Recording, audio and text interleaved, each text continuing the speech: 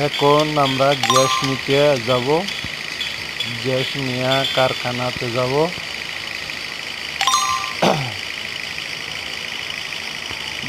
22,500 টাকা ভাড়া ঠিক হয়েছে।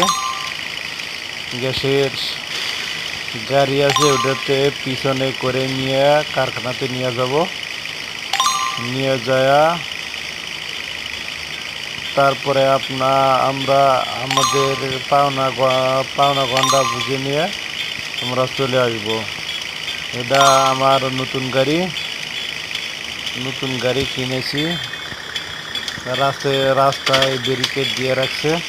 আমরা এখন ব্যাগে দেব, ব্যাগে দিয়ে ডাইনে যাব। ড্রাইভার নতুন তো এই জন্য বোঝে নাই,